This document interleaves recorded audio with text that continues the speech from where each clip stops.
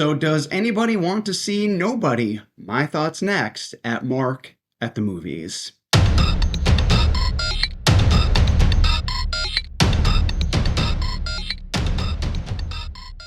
I had the opportunity to see Nobody a few days ago. That's starring Bob Odenkirk, Connie Nielsen, Christopher Lloyd, and Sharon Stone. Also directed by Timo DeHanto.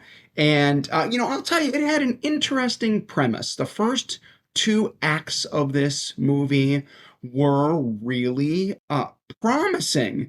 And they were promising because, look, this is a shoot 'em up action movie in the same genre as whether it's John Wick or Kill Bill. High action, high blood, high body count type of film. So how is this, if you're going to do a sequel to Nobody, how are you going to separate yourself from the pack of stuff that we have already seen?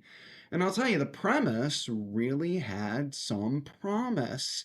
The idea of Bob Odenkirk's character being this workaholic assassin, but also a family man that's trying to take himself on vacation and then runs into accidentally this whole mob style plot in this vacation area of Pleasantville, type of movie. And it could have been really, really entertaining. You could have had Bob Odenkirk's character being this assassin, but then also the comedic elements of trying to hide it from his family while they're on vacation. And it had real promise, about 60 or 70%, probably more like 60% through. There were some itty bitty comedic bits, and then it takes a turn and just turns into a high action, high body count. The third act is really nothing impressive. It's everything that we've ever seen before, which is super disappointing. The positives, Bob Odenkirk is very good in this, playing that everyman who also has this assassin gene about him.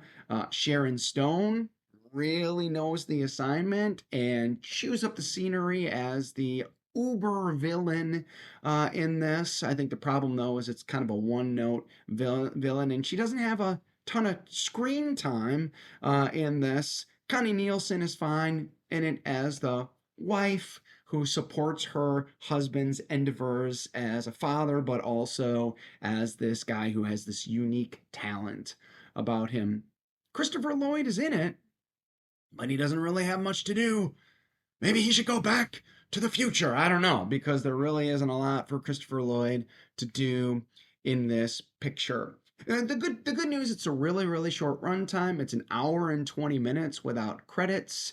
It's entertaining enough. It's not going to cost you a lot of time. The storyline is fine. There's a couple bits in here that are interesting, but really, honestly, nothing to write home. They had a really awesome idea about having the shoot 'em up at the end in a theme park, but I think it's been done better in other films, in other genres. Honestly, the zombie film, Zombieland 2, I think it was, where they had this action set piece in a theme park, which probably was better. But otherwise, the film is fine. I'd give it a real low 3 stars, a movie you could probably check out on streaming.